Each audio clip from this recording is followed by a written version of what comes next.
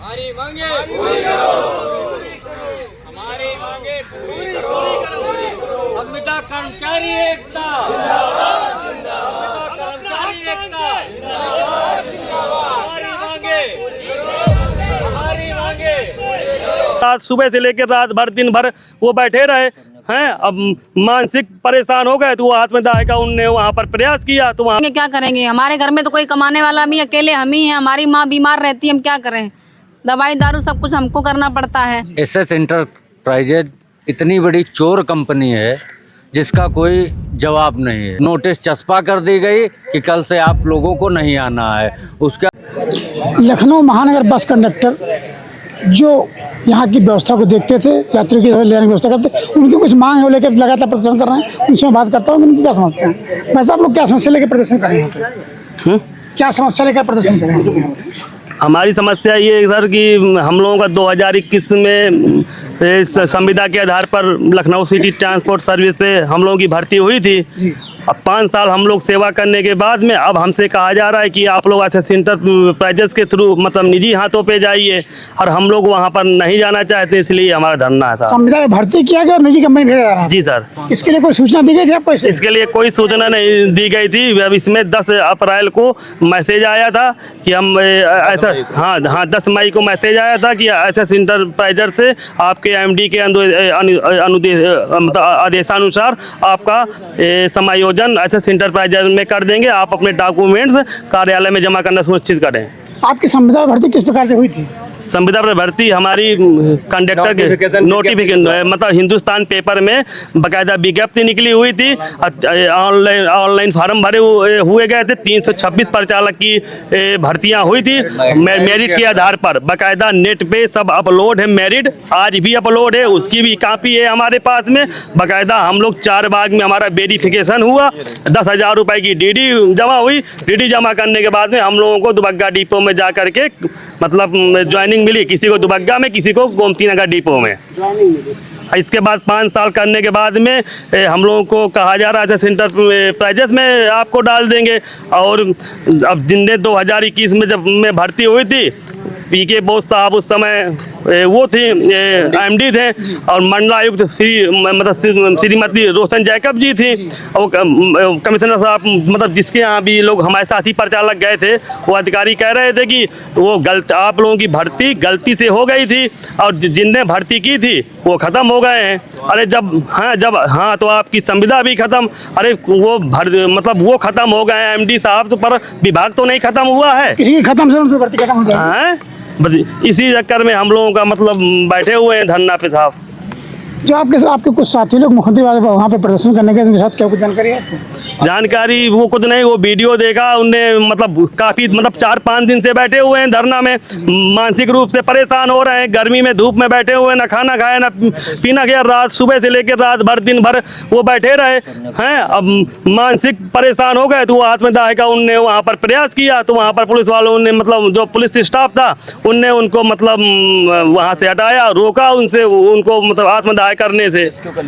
तो आपको लगता है आपकी बात मुख्यमंत्री पहुँचाने जा रहा है या फिर क्या खेल हो रहा है? बस यही तो निवेदन है, मीडिया से भी निवेदन है हमारा कि ज़्यादा से ज़्यादा हमारी बात मुख्यमंत्री तक पहुंचाइए, क्योंकि हमारे मुख्यमंत्री उत्तर प्रदेश सरकार के इतने अच्छे, इतने ईमानदार, इतना अच्छा उनका सरल व्यक्तित्व है कि उनकी प्रशंसा भारत में नहीं देश विदेश तक में भी उनकी प्रशंसा हो रही है।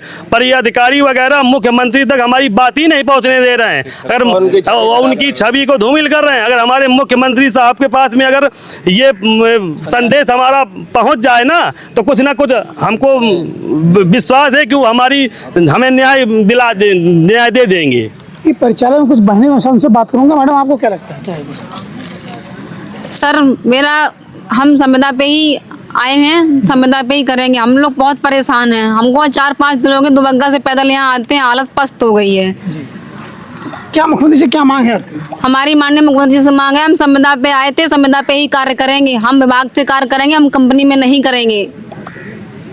अब सरकार नहीं करे तो क्या करेंगे? क्या करेंगे? आत्महत्या करने 3-4 भाइयों ने हमारी आत्महत्या करने के लिए आज कोई कसूरी नहीं छोड़ी। हम लोग क्या करें? हम लोग भी अब वही सोचेंगे क्या करेंगे। हमारे घर में तो कोई कमाने वाला भी अकेले हम ही हैं। हमारी माँ बीमार रहती है, हम क्या करें। दवाई दारू सब कुछ हमको करना पड़ता है।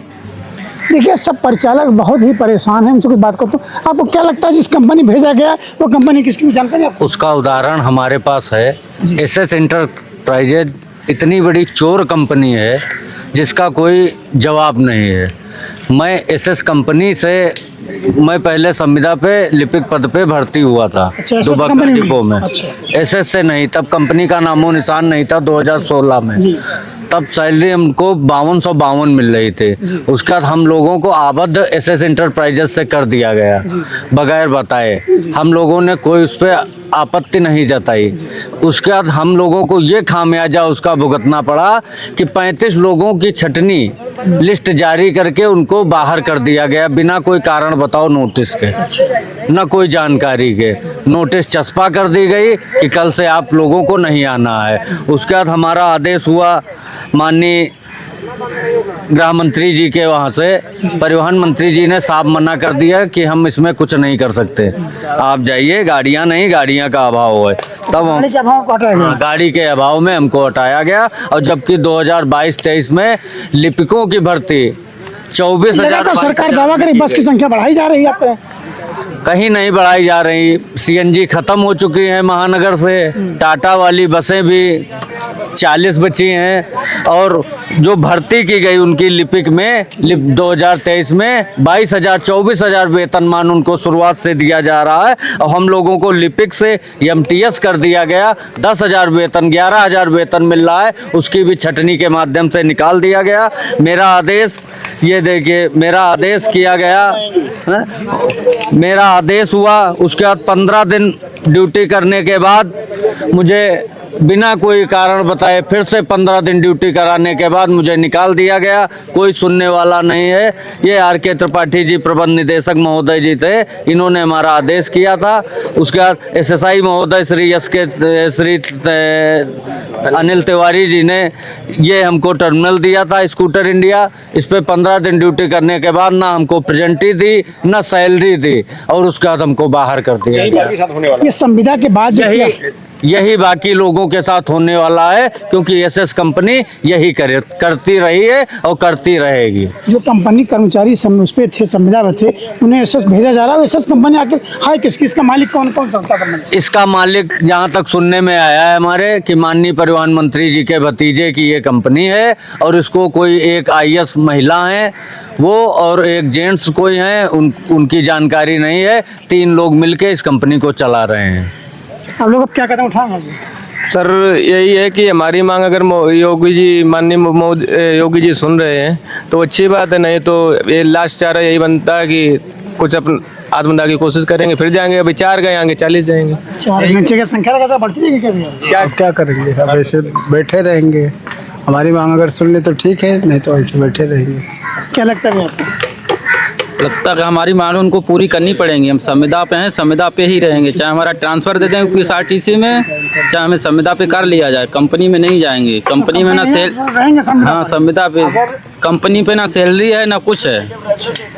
अगर कंपनी से अगर उनको करनी है तो कंपनी अपने से विज्ञापन जारी करके कर दे, और हम लोग का जो है ट्रांसफ़र कर दे, या तो हम लोग को कंपनी द्वारा बेचा जा रहा हो जानवर जैसे सलूट करके, तो अच्छी बात है, सरकार करे। जी आप क्या कहें? हमारा ये मांग है या तो यूपीएसआरटीसी में ट्रांसफ़र किया जाए या तो संविदा बेस पे रखा जाए। और रोडवेज के जितने भी संविदा कर्मचारी परिचालक भाई हैं, हम उनसे केवल प्रार्थना कर रहे हैं कि हमारे सपोर्ट में उतरे। जब हम लोगों को दुबग्गा डिपो में 5 साल सर्विस करते हुए हो गए हैं, आउटसोर्सिंग कर रहे हैं, तो क्या लगता है आप लोगों को नहीं करेंगे? आप लोग भी हमारा समर्थन करिए, बस यही है, सपोर्ट मांग रहे हैं आप लोगों से। क्योंकि बस परिचालक जो है काफ़ी संशय में नहीं लगता। संविदा में भर्ती उनको उम्मीद थी संविदा में रहते काम कर किएंगे, लेकिन ये सरकार बिना बताए बिना नोटिस के ही अचानक किसी प्राइवेट कंपनी के माध्यम से शिफ्ट करना है जहाँ पे ये जाना नहीं चाहते। इनको लगता है वहाँ जाकर इन्हें शोषण होगा और इनकी हिसाब से कार्रवाई नहीं हो पाएगी। राजू यादव, न्यूज़ 5 दस्तक, लखनऊ।